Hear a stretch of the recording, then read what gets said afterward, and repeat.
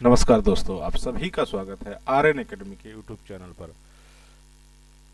Current affair with static GK का आज daily discussion में 20वां दिन है। तो चलते हैं बिना देर किए हुए अपने प्रश्नों की श्रृंखला पे। आज का सुविचार है जो उससे शुरुआत करेंगे क्लास की। हमें वास्तव में जो करने की ज़रूरत है उससे अक्सर हम सबसे ज़्यादा बचने की कोशिश करते हैं। यही आज का सुविचार था। तो बचना नहीं चाहिए किसी कार्य के लिए, उसको जरूर करना चाहिए। चलते हैं पहले प्रश्न पे। नासा ने नासा ने फरवरी 2026 को 4 सदस्यीय दल के साथ किस प्रमुख चंद्र मिशन को लॉन्च करने का लक्ष्य रखा है? तो आर्टेमिस द्वितीय। वन लाइनर क्वेश्चन है, इस पे ध्यान देंगे, बहुत इंपॉर्टेंट क्वेश्चन है। चलते हैं दूसरे क्वेश्चन पे। किसी राज्य की केंद्र शासित प्रदेश की सरकार ने हरित पहल से राजस्व अर्जित करने के लिए कार्बन क्रेडिट मुद्रीकरण ढांचे को मंजूरी दी है? दिल्ली ने।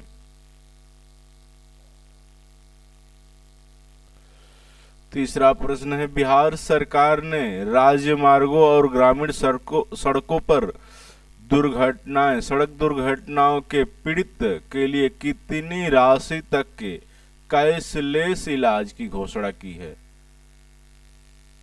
1.5 लाख रुपए तक। स्थिति बहुत भयानक है। इस समय इंडिया में बहुत ज़्यादा रोड एक्सीडेंट हो रहे हैं। आप अपने घरों से हेलमेट लगा के चलें, गाड़ी को सावधानी पूर्वक चलाएं। इसीलिए सरकार को अनुदान देने की ज़रूरत पड़ रही है। तो सुरक्षित रहें, अपने परिवार को भी सुरक्षित करें। चलते हैं प्रश्न चौथे पे। किस केंद्रीय मंत्रालय ने हाल ही में क्लिक कॉमर्स प्लेटफॉर्म जैसे ब्लिंकिट, जेप्टो, जोमेटो को 10 मिनट डिलीवरी के दावे का उपयोग करने से रोक लगा दी है? तो ministry of labour and employment, श्रम एवं रोजगार मंत्रालय ने। बहुत ही परेशानी झेलनी पड़ती थी, एक प्रेशर होता था 10 मिनट में डिलीवरी करने में, इसीलिए इस चीज़ लागू किया गया है, ये चीज़ लागू की गई है। पांचवा प्रश्न, हाल ही में दिल्ली विश्वविद्यालय में किसके द्वारा नशा मुक्त परिसर अभियान आरंभ किया गया? हाल ही में दिल्ली विश्वविद्यालय में किसके द्वारा नशा मुक्त परिसर अभियान आरंभ किया गया था? वो है हमारे वाइस प्रेसिडेंट सीपी राधाकृष्णन। छठे प्रश्न पे चलते हैं। बिहार सरकार ने किस आयु से ऊपर के वरिष्ठ नागरिकों के लिए घर पर ही संपत्ति पंजीकरण की सुविधा शुरू की है? 80 वर्ष के। सही बात भी है। कागज और पंजीकरण के लिए कितनी ऑफिसों या दफ्तरों का चक्कर लगाना पड़ता है, ये सुविधा बढ़िया सरकार ने शुरू की है, बिहार सरकार ने। चलते हैं, भारतीय पुरुष मुक्केबाजी टीम के मुख्य कोच के रूप में तीसरी बार किसे नियुक्त किया गया है? सीए कुटप्पा को कौन है पुरुष मुक्केबाजी टीम के मुख्य कोच? भारतीय पुनर्वास परिषद द्वारा किस विश्वविद्यालय को विकलांगता शिक्षा में उत्कृष्टता केंद्र का दर्जा दिया गया है? जामिया मिलिया इस्लामिया यूनिवर्सिटी। किसे? जामिया मिलिया इस्लामिया यूनिवर्सिटी को। प्रश्न 9वां है, Babur the quest for Hindustan पुस्तक के लेखक कौन है, जो हाल ही में लिस्ट फेस्ट शस्त्र रद्द होने के कारण चर्चा में थी? आभास मालदहियार। समर हजारिका किस क्षेत्र से संबंधित प्रसिद्ध व्यक्तित्व थे? संगीतकार थे, असमिया गायक थे। भारत के किस क्षेत्रीय ग्रामीण बैंक ने देश की पहली सौर ऊर्जा संचालित मोबाइल एटीएम वैन लॉन्च किया है? त्रिपुरा बैंक। मोबाइल सौर ऊर्जा संचालित एटीएम वैन लॉन्च किया है, मतलब कि ये वैन चलता फिरता रहेगा। बढ़िया है।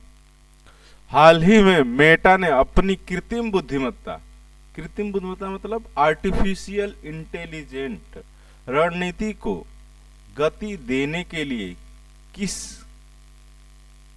किसे अपना नया अध्यक्ष और उपाध्यक्ष नियुक्त किया है?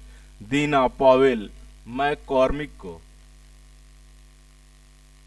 ऑस्ट्रेलियाई महिला क्रिकेट टीम की किस दिग्गज खिलाड़ी ने क्रिकेट के सभी प्रारूपों से यानी टेस्ट, 20 और वनडे से संन्यास की घोषणा की है? एलिसा हिल्ली ने।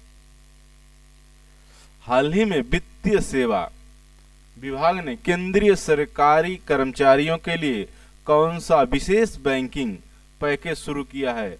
होलिस्टिक सैलरी अकाउंट पैकेज, समग्र वेतन खाता पैकेज। राष्ट्रमंडल के अध्यक्षों और पीठासीन अधिकारियों का 28वां सम्मेलन हाल ही में कहां शुरू किया गया? नई दिल्ली में। हमने 15 क्वेश्चन करंट अफेयर के डिस्कस किए, समसामयिकी घटनाओं के। उसके बाद हम चलते हैं 5 प्रश्न जो आएंगे हमारे स्टैटिक जीके के आएंगे, उसके बारे में डिस्कस करेंगे। पहला ही प्रश्न हमारा था फिलॉसफी से। भारतीय दर्शन के वैशेषिक संप्रदाय के प्रतिपादक कौन थे? ऋषि कणाद थे। किसके?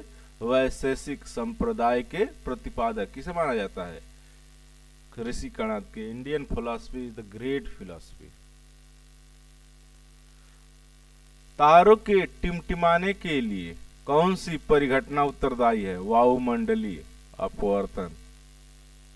इस पे मीम भी बनता है कि आपने कभी रील देखा होगा कि पूछते हैं तारे क्यों टिमटिमाते हैं, तो पूछता है कि क्यों टिमटिमाते हैं, ऐसे बताओ कि तुम बीए हो कि साइंस हो?